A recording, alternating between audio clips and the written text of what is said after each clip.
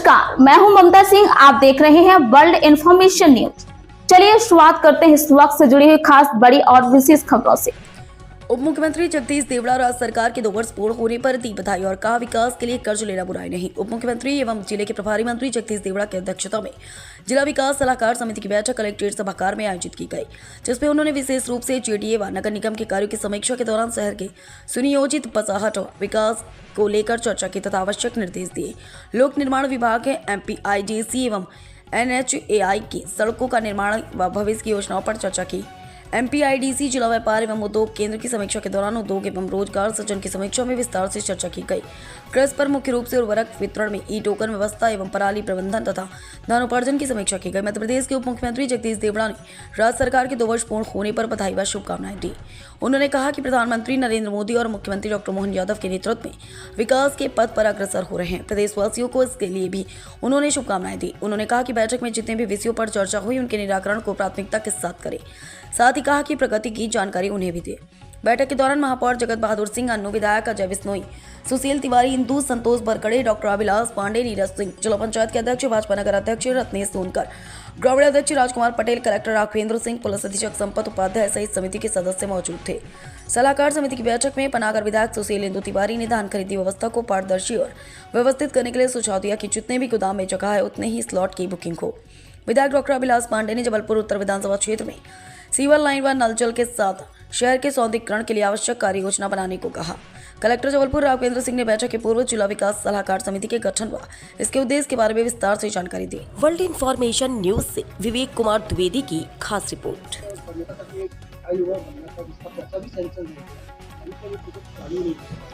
उसमें मुझे मेरा संज्ञान में है उसमें IFC होना है केवल, बाकी बजट में उसका प्रावधान हो गया है। 431 करोड़ का प्रावधान हो गया है, केवल उसकी IFC करना है। तो मैं यहाँ मेरे संज्ञान में ये चीज है, मैं बहुत जल्दी इसकी IFC करवा करके इस काम को पूरा करवाएंगे। बिल्कुल प्राथमिकता से मैं आपके सबके सामने में इस बात को बोल रहा हूँ कि मैं भोपाल में इसकी चिंता कर रहा हूँ, व्यक्तिगत रूप से आपकी भावना का सम्मान करते हुए, और करना भी है क्योंकि बजट में प्रावधान हो गया है तो निश्चित इसको पूरा करेंगे।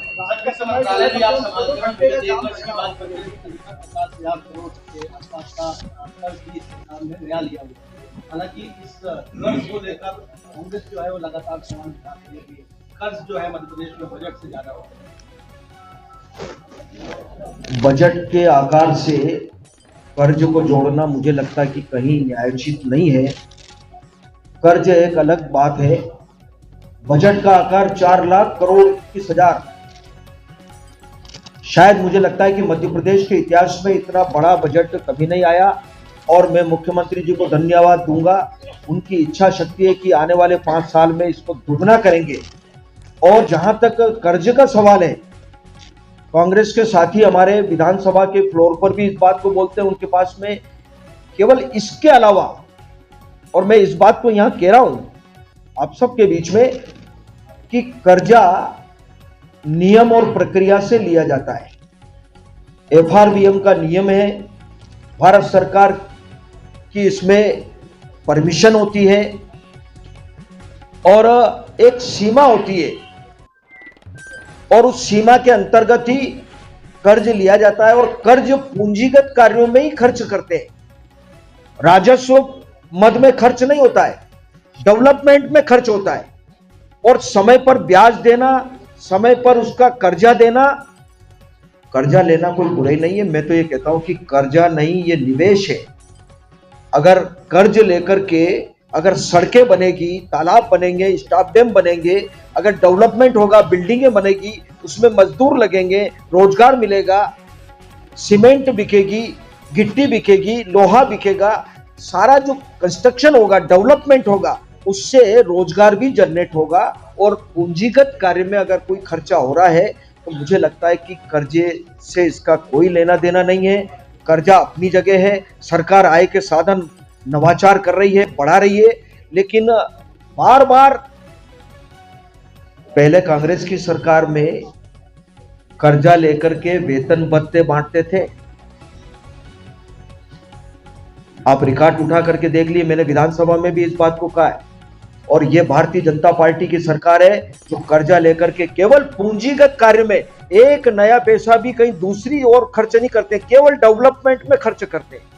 तो ये उसी का नतीजा है कि आज पूरे मध्य प्रदेश में कनेक्टिविटी आप देखेंगे, अपने दिल पर हाथ रख करके आप कहीं भी घूम ले मध्य प्रदेश में, जो पहले सड़कों की हालतें थी आज वो सड़क की हालत नहीं है।